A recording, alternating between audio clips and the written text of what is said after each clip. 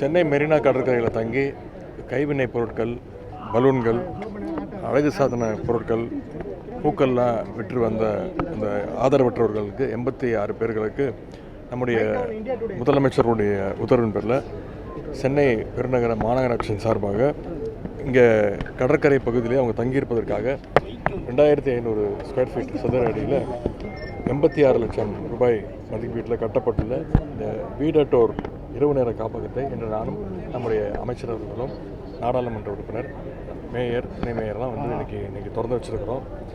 இரவு நேரங்கள்லையும் மழை நேரங்கள்லையும் வெயில்லையும் அவங்க தங்குவதற்கு இடமில்லாமல் இருந்த இந்த சூழலில் அவங்களுக்கெல்லாம் இந்த வசதி ஒரு பயனுள்ளதாகவும் பாதுகாப்பாகவும் இருக்கும் என்று நம்பிக்கையோடு முதலமைச்சர்கள் இந்த கட்டளையிட்டிருக்கிறாங்க. இந்த காப்பகத்தில் ஆண்கள் மற்றும் பெண்களுக்கான தனித்தனி கழிப்பிடங்கள், குளியலறைகள், அவங்க பொருட்களை எல்லாம் சேமித்து வைப்பதற்கு அலமாரிகள், குடிநீர் வசதி, மின் வசதி, இப்படி அனைத்து விதமான அடிப்படை வசதிகளும் அவங்களுக்கு செஞ்சு கொடுக்கப்பட்டிருக்கு. இவங்களுக்கு இன்றைக்கு மாநகராட்சியின் சார்பாக பாய், போர்வை, தலையணை உள்ளிட்ட 15 அத்தியாவசிய பொருட்களும் இன்றைக்கு தரப்பட்டிருக்கிறது. இப்போ மெரினாவில் இப்படி தங்கியிருக்கக்கூடிய மற்றவர்களுக்கும் இது போன்ற வசதியை விரிவுபடுத்துவதற்கான அந்த ஆலோசனையிலும் நாங்கள் ஈடுபட்டிருக்கிறோம்.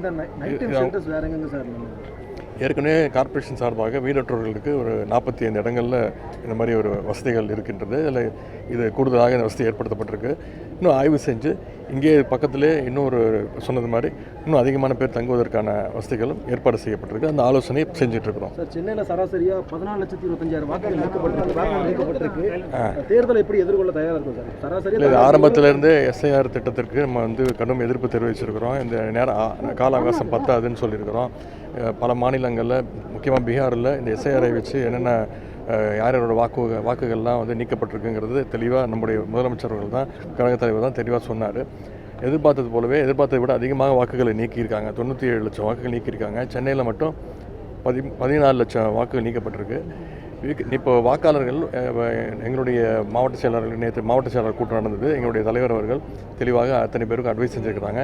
நீக்கப்பட்ட வாக்குகள், அது மாதிரி விடுபட்டு போனவங்க, ஷிஃப்டடு, இவங்கெல்லாம் எப்படி கொண்டு வந்து திருப்பி சேர்க்கறதுன்னு ஆலோசனை வழங்கியிருக்கிறாங்க.